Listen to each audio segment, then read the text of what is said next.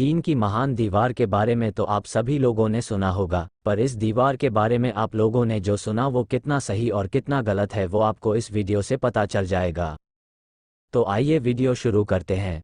चीन की महान दीवार the great wall of China दुनिया के सबसे महान स्थलों में से एक है। ये दीवार प्राचीन रक्षात्मक वास्तुकला का एक विस्मयकारी कारनामा है।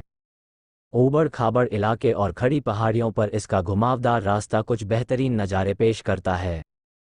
क्या आपको इसकी सही लंबाई के बारे में पता है? इस दीवार की लंबाई 21,196.18 किलोमीटर है, जो भूमध्य रेखा का आधा हिस्सा है। ये डाटा सांस्कृतिक विरासत के राज्य प्रशासन से आया है। क्यों बनाई गई थी आखिर ये महान दीवार? किन राजवंश में किन के प्रथम सम्राट ने उत्तरी देशों के आक्रमण को रोकने के लिए उत्तरी दीवारों पर स्याही पोत दी थी? हान राजवंश में सम्राटों ने सिल्क रोड व्यापार की रक्षा के लिए महान दीवार को आज के पश्चिमी चीन में दूर तक फैला दिया था।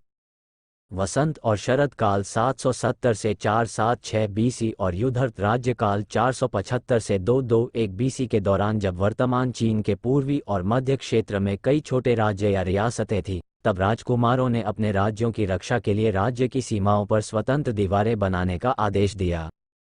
सबसे पहली दीवार संभवतः 650 बीसी के आसपास लू और क्यूई राज्यों के बीच बनाई गई थी, जो बाद में चू राज्य की दीवार का हिस्सा बन गई।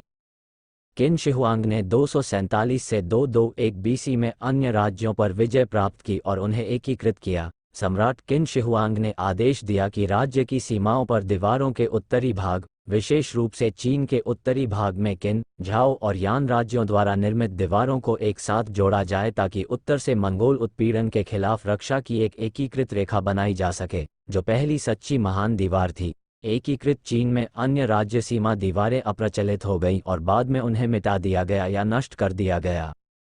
हान राजवंश के दौरान उत्तरी किलेबंदी को मजबूत और लंबा किया गया। दीवार के कुछ हिस्से सैकड़ों किलोमीटर तक समानांतर बने और आंतरिक मंगोल सीमा पर आपस में जुड़ गए। पूर्व में प्योंगयांग के पास उत्तर कोरियाई तट से पश्चिम में ज़ेड गेट दर्रे तक फैली हान राजवंश की महान दीवार अब तक की सबसे लंबी दीवार थी, जो 8000 किलोमीटर से भी ज्यादा लंबी थी। कुल लंबाई में कई शाखायुक्त दीवारें, प्राकृतिक अवरोध और खाइयां शामिल थीं। युआन राजवंश पहला राजवंश था जिसके दौरान पूरे चीन पर गैर हान लोगों, मंगोलों का नियंत्रण था। महान दीवार ने 1500 वर्षों तक हान चीन को संरक्षित करने का अच्छा काम किया था। आश्चर्य की बात नहीं है कि महान दीवार का निर्माण युआन राजवंश के दौरान बंद हो गया, क्योंकि उत्तर में चीन और मंगोलिया एक थे। मिंग राजवंश के दौरान चीन का विकास हुआ और उसकी सैन्य शक्ति में वृद्धि हुई। उत्तरी आक्रमण को रोकने के लिए 100 साल की परियोजना में व्यवस्थित रूप से महान दीवार का पुनर्निर्माण किया गया। शेष बची महान दीवार का अधिकांश भाग मिंग राजवंश में बनाया गया था और इसे मिंग महान दीवार के नाम से जाना जाता है। बीजिंग के नज़दीक महान दीवार के खंड जैसे बाडलिंग खंड और मुतियायु खंड मिंग राजवंश के दौरान बनाए गए थे। 1644 में मानचू सेना द्वारा शानहाई दर्रे पर महान दीवार में एक दरार ने चीन में अंतिम चीनी राजवंश किंग राजवंश के लिए हान नियंत्रण के अंत का संकेत दिया। इसने महान दीवार के निर्माण और रखरखाव के अंत का भी संकेत दिया, जब तक कि पीपुल्स रिपब्लिक ऑफ चाइना की सरकार द्वारा बाडालिंग खंड को बहाल नहीं किया गया और 1957 में एक पर्यटक आकर्षण के रूप में जनता के लिए खोल दिया गया। कई लोग कहते हैं कि इस दीवार को अंतरिक्ष से देखा जा सकता है, पर यह सच नहीं है। टाइम्स ऑफ इंडिया ने इस बात का खंडन करते हुए बताया है कि चीन की महान दीवार अंतरिक्ष से नंगी आंखों से दिखाई नहीं देती, जबकि लोग वर्षों से ऐसा मानते आए हैं। ये पृथ्वी की निचली कक्षा से भी दिखाई नहीं देती, और यहाँ तक कि अंतर्राष्ट्रीय अंतरिक्ष स्टेशन जैसी उच्च कक्षाओं से भी ये महान दीवार अंतरिक्ष यात्रियों को नंगी आंखों से दिखाई नहीं देती। चाइना हाइलाइट्स के अनुसार प्राकृतिक कटाव और मानवीय क्षति के कारण लगभग 2000 किलोमीटर या मिंग नदी का 30% हिस्सा नष्ट हो गया है। पिछले राजवंशों की महान दीवार के बहुत से हिस्से गायब हो चुके हैं। चीन की महान दीवार की ईंटें चिपचिपे चावल के मोटा से एक साथ जुड़ी हुई हैं। लगभग 500 बीसी में चिपचिपे चावल के सूप को कास्टिक चूने के साथ मिलाकर एक कार्बनिक मिश्रित मोटा बनाया गया था, जिसमें चूने के मोटा की तुलना में अधिक ताकत और पानी प्रतिरोध था। चिपचिपे चावल के मोटा में उच्च चिपकने वाली ताकत, मजबूती, जलरोधी क्षमता थी और यह वीड्स को बढ़ने से रोकता है क्योंकि चिपचिपे चावल और जले हुए चूने से बने कच्चे मोटा ने ईंटों के बीच एक सील बनाई जो ताकत में आधुनिक सीमेंट को टक्कर देगी। हालांकि मिंग राजवंश के दौरान ईंट बनाने की तकनीक में उत्पादन की मात्रा और गुणवत्ता के मामले में काफ़ी सुधार हुआ। तब से महान दीवार के खंडों को व्यापक रूप से ईंटों से बनाया गया था। क्या आप जानते हैं कि चीन की महान दीवार जहरीली है क्योंकि कीड़ों द्वारा इसके क्षरण को रोकने के लिए आर्सेनिक, जो कि एक जहरीला रासायनिक तत्व है, का निर्माण में इस्तेमाल किया गया था। आइए जानें कि इस महान दीवार का निर्माण कैसे किया गया था।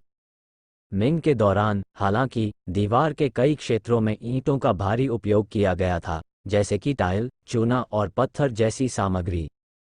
ईंटों के आकार और वजन ने उन्हें मिट्टी और पत्थर की तुलना में काम करना आसान बना दिया, इसलिए निर्माण में तेजी आए। इसके अतिरिक्त ईंटें अधिक वजन सहन कर सकती हैं और मिट्टी से बेहतर टिक सकती हैं। पत्थर ईंट की तुलना में अपने वजन को बेहतर तरीके से पकड़ सकता है, लेकिन इसका उपयोग करना अधिक कठिन है। नतीजतन आयताकार आकार में काटे गए पत्थरों का इस्तेमाल नींव, आंतरिक और बाहरी किनारों और दीवार के प्रवेश द्वार के लिए किया गया था। युद्ध की दीवारें दीवार के विशाल बहुमत के सबसे ऊपरी हिस्से को दर्शाती हैं, जिसमें रक्षात्मक अंतराल 30 सेंटीमीटर से थोड़ा अधिक लंबा और लगभग 23 सेंटीमीटर चौड़ा है। पैरापेट से गार्ड आसपास की जमीन का सर्वेक्षण कर सकते थे। किसी भी मानव हड्डियों या शरीर के अंगों को मोटा या दीवार के किसी भी हिस्से में शामिल नहीं किया गया था, जो कि एक किंवदंती के अनुसार है।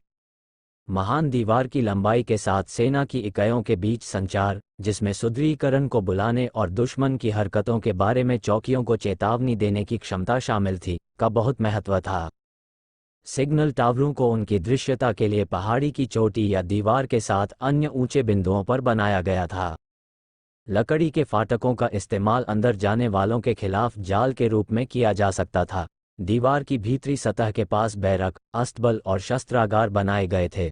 19वीं सदी के अंत में निर्माण कार्य बंद हो गया क्योंकि तकनीकी प्रगति के कारण दीवार ने दुनिया में अपना सामरिक और सैन्य महत्व खो दिया। दीवारें पहले की तुलना में बहुत कम कुशल है, लगभग शून्य दक्षता पर आ गई है, इसलिए निर्माण 2000 से अधिक वर्षों तक चला। फिर भी ये दुनिया की सबसे लंबी निर्माण परियोजना है। पूरी वीडियो देखने के लिए धन्यवाद।